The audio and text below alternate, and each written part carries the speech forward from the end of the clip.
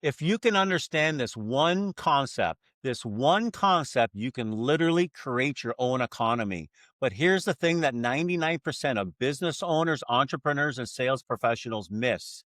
And if you can understand this, if you become aware of this and let go of the ego, you will out earn and outperform everybody in your industry. I guarantee you that. Have you ever heard of a quantum leap?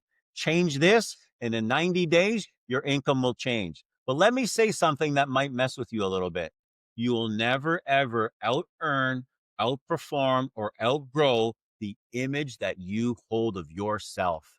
It's your self image that decides how much you earn. So stick with me here. It's not fluff. It's not woo woo. It's not more motivation or inspiration. This is neuroscience. This is the secrets to success. If your income has plateaued, there's a reason for it. There's something inside of you. It's called a cybernetic mechanism. This is pure neuroscience and proven. And there's a mechanism inside of you in your subconscious mind. It decides exactly how much you earn. The good news is you can rewire it. But most people think that income is about effort, it's about strategy, it's about timing, it's about the economy. It's not any of that. Let me ask you this. If effort alone worked, why are some people working harder than ever and still stuck at the same income ceiling? If effort created millionaires, no offense, every blue collared worker, every garbage man, every roofer, every landscaper, every mom out there, every firefighter would be making millions of dollars, but they're not. And why do others seem to rise effortlessly even when conditions aren't perfect?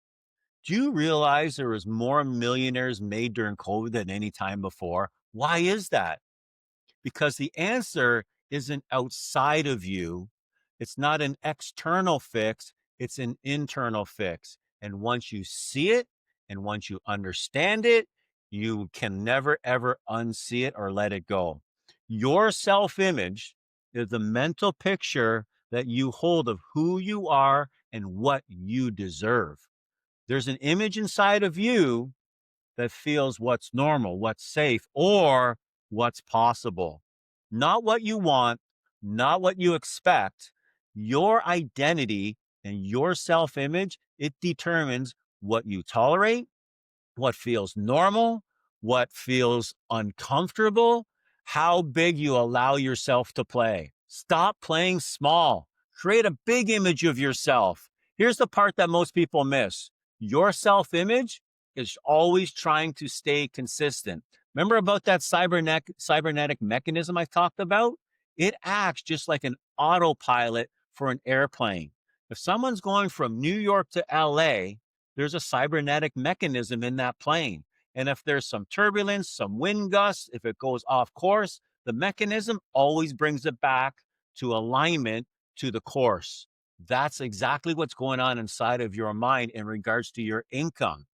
Your self image always wants to stay consistent and follow the path that it's always followed. Good news is you can change it. So if your income rises above what feels normal to you, you will subconsciously sabotage yourself. If success feels unfamiliar, you will pull back like a bungee cord, not because you're broken, because your identity is protecting itself. So let me ask you something, and I want you to be honest. What level of income feels safe to you? Not exciting, not ideal, but safe. This is why you hit a number, then you stall. You make more money, then you lose momentum. You start off strong, and then you fade. You talk big, but then you play small. It's not a lack of desire. Desire has nothing to do with it. It's a self image loyalty. You're always acting in alignment with who you believe you are. Even though you say you want more, you want to do more, be more, have more, your self-image will always come back to what it's familiar with. So let me ask you this. I want you to ask yourself, who have I been loyal to? The future version of me or the familiar version of me? My future self or my past self?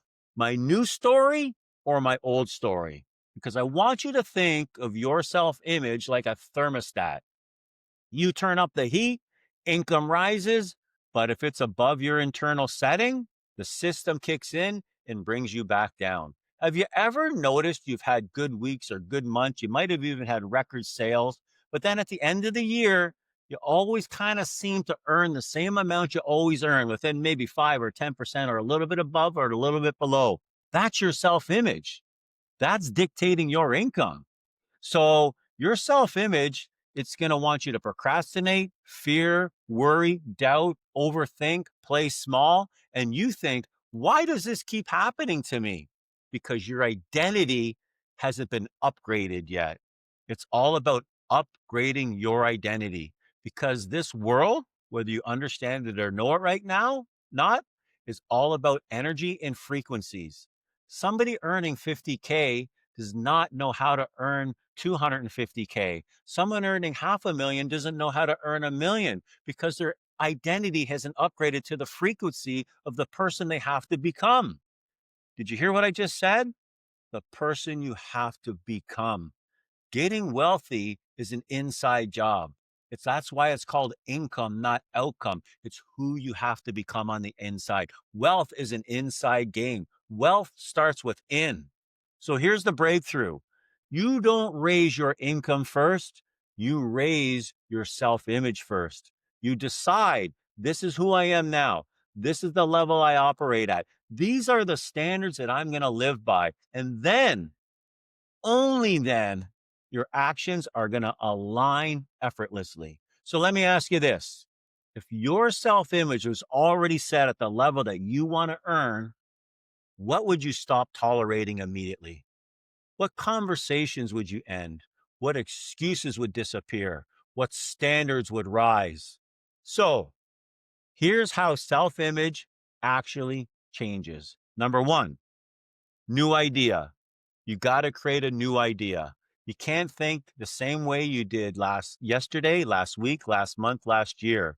The only way you're going to create a new identity is you have to have new ideas, new thoughts that create new actions. And then your new identity becomes available. Number two, emotional involvement.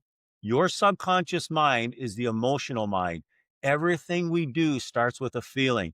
Get emotionally involved in your big ass goal.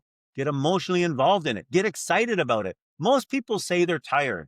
Most people say they're lazy. Most people think they procrastinate. It's none of that. You haven't set a goal that excites you and scares you. When you do that, when you get emotionally involved, you'll spring out of bed. I guarantee it. Repetition. Number three, constant space repetition. Keys to the kingdom. There's two ways we change an old habit and build a new identity. Constant space repetition or sudden impact. And sudden impact is usually something negative. You can literally rewire all your brain cells and the wiring in your mind by constant space repetition. Remember, your brain does what's familiar. If you constantly repeat something and get comfortable being uncomfortable, it's going to start rewiring itself for that level. Number four, behavior alignment. Action follows naturally. So many people are trying to think their way into a new identity. Impossible. It'll take years if it happens at all. You got to behave your way into a new identity. And when you start behaving, actions follow naturally. You don't force it, you embody it. This is how transformation works. So if this video is hitting you, it's because you already know you're operating below your true capacity. Studies show we're really only operating 10% of what we can operate at. There's 90% more than in you. There's a fifth gear that we haven't even hit yet. And if you're ready to stop trying to earn more and start becoming more, that person is inside of you. That person is ready to break out. So stay with me, subscribe, because in the next video, we're going to talk about something most people misunderstand completely: why working harder isn't working anymore, and how alignment replaces burnout. And that shift, it changes everything. See you on the next video.